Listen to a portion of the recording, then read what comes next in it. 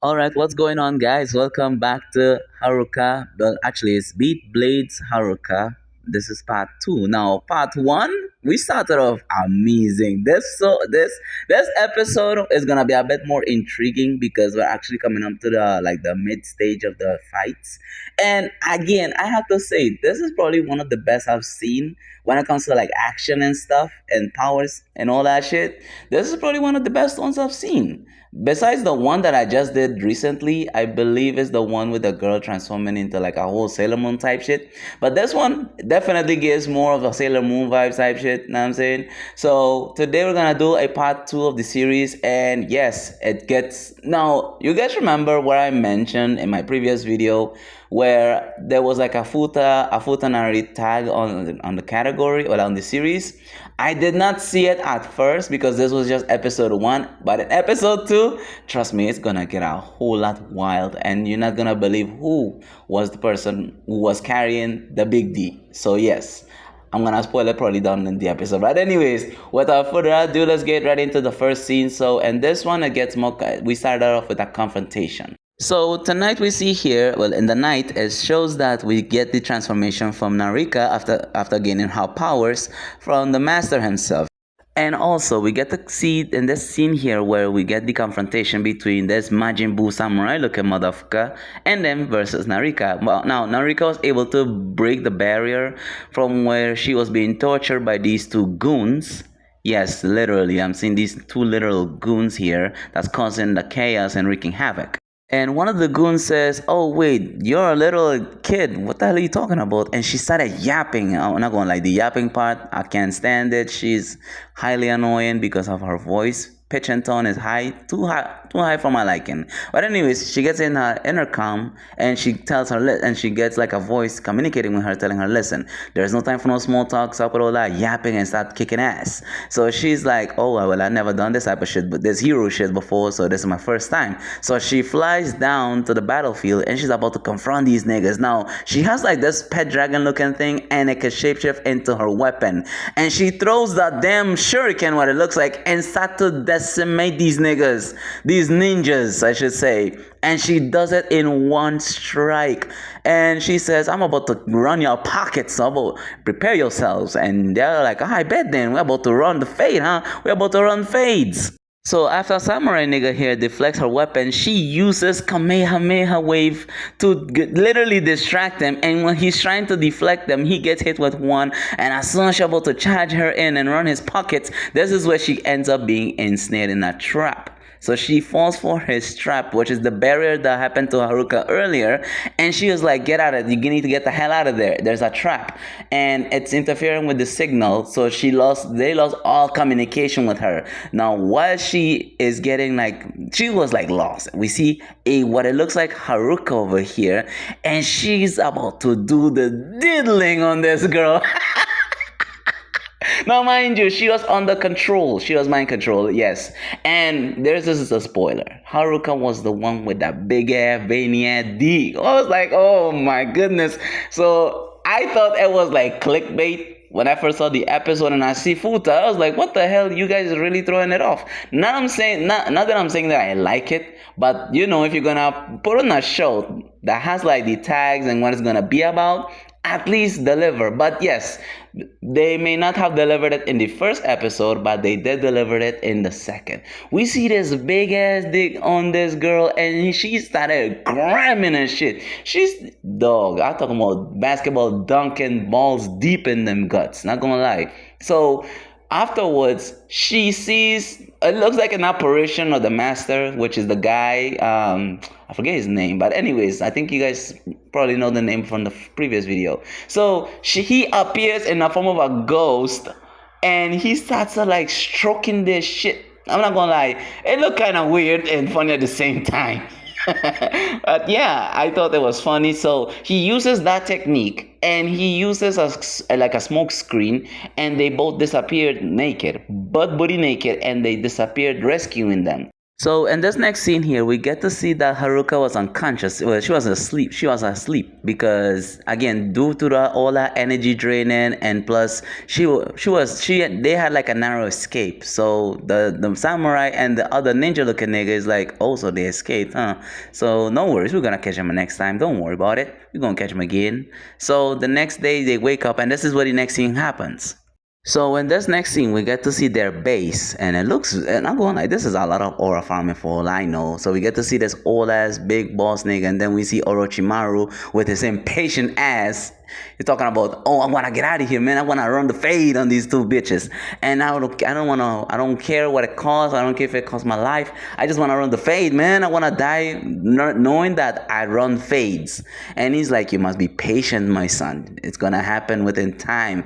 You gotta be patient. And then whilst the bystanders are walking, they see that this hellishly looking image of what looks like a temple, and it's glowing with so much dark aura around it. So this is where we get to see the guy who's give them the powers telling him, hey, listen, we get to see they're here. And then Haruka and Narika shows up, and they're like, oh, this is the final confrontation, huh? So this is the boss's stage, huh? So they all decide to team up, and they go to confront them. Now this is what I thought was very pointed, and I thought that was evident that these two still need more experience, and they need more, like combating abilities.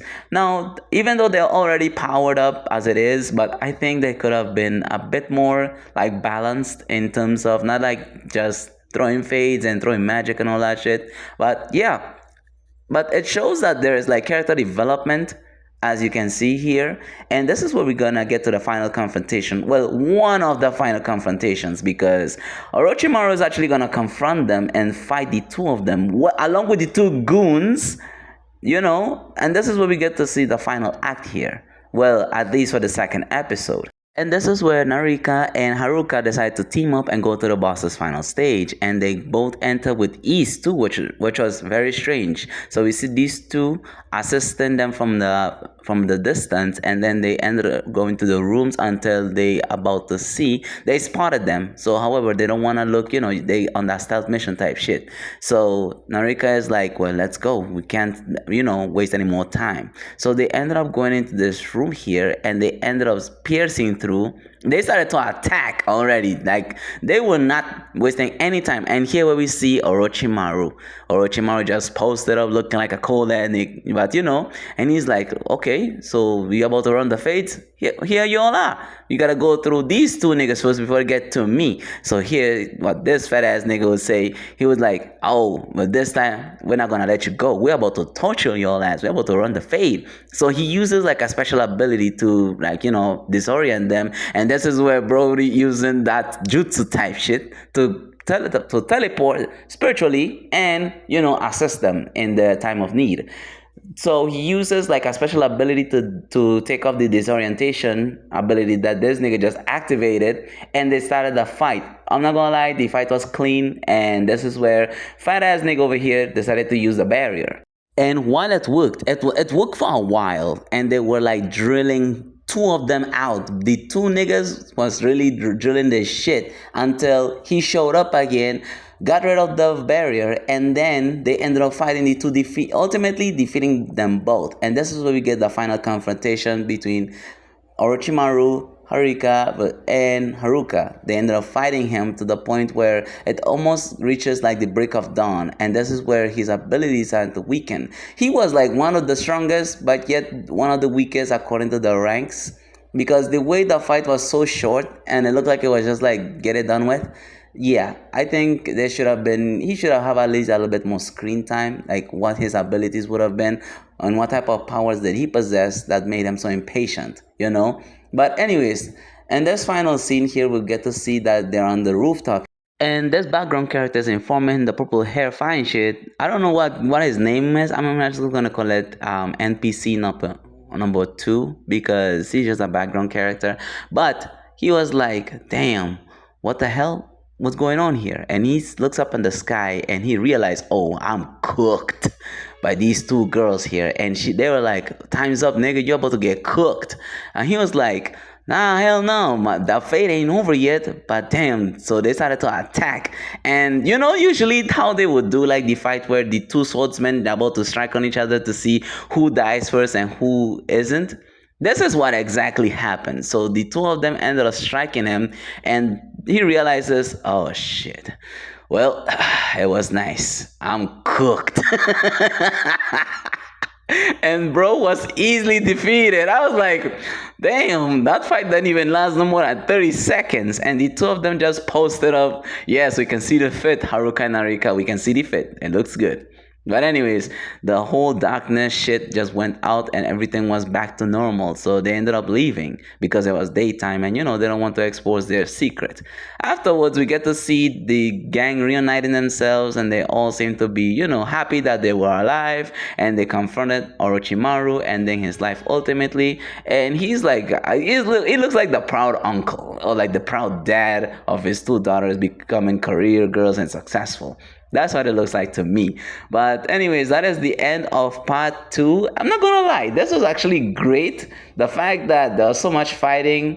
I mean, yes, there were some lewd scenes, yes, just for the fan service, but honestly, I care about the fight. Now, the fight was good. Everything overall was just downright great. And this is where we get to see like the awakening moment, because this was, I know, for those who don't know, this girl happens to be friends with the two of them. However, she was kidnapped and set up by the three men who are, the demons basically. We get to see the calm, nonchalant demon, and then we get to see Orochimaru. It's like they're trying to revive a demon from the underworld that has been slumber for some time.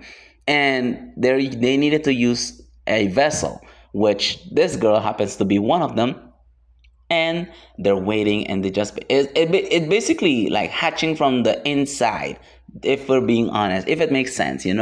So yeah, so that is the end of part 2. Let me know what you guys think. If there was something that I missed, you guys can definitely feel free to comment down below.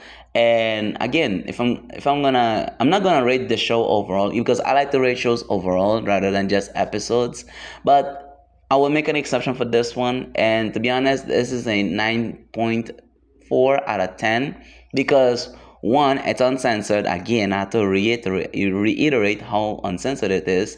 Two, the animation is smooth, clean, not disoriented, not distorted. It's actually clean. And three, the character build-up and the development, the tension, everything was just so good. And that's why I enjoy shows like this. And to the person who commented with the list, they give me at least 13 titles to actually do. Shout out to you, my guy, because you actually, ball. This is a legendary poll, not gonna lie. But anyways, let me know what you guys think in the comments. What was your favorite scene? What was your least favorite scene? I think my favorite scene is the final confrontation with Orochimaru and the two of them. That was actually a good fight, despite it was completely short and utterly, easy for them. But yeah, the other two goons was actually good too. They played a huge role in this, because they were wreaking havoc and they were like destroying the cities on some Dragon Ball Z type shit. And there was a Dragon Ball Z reference where Narika was actually throwing Kamehameha wave or Kamehameha key blast at the nigga, and he was trying to deflect all of them but one. So yeah. Anyways, let me know what you guys think. Again, I really appreciate the fact that you guys have been supporting the channel for over a year, and the fact that we are almost at 900 subs. I mean, again, I don't know what to say other than the fact that I am truly humble and appreciative of you guys' support. But anyways, thank you all so much for watching. Be sure to like and subscribe if you haven't already. I'm actually working on a new series right now. Once I'm finishing the final episode of Haruka Beat Blade Haruka, I might actually do Dropout as my next review, because again, Dropout is a gem, is a classic, is a certified classic. And yeah, I did it before. I actually recognize some of the names. I recognize shows based on animation, design, and plots rather than just titles, because some of the titles be so goddamn long, and I definitely understand why. I think the least they could do, and actually they've been doing, is alternating the titles between the English translation and the original Japanese version, which is good.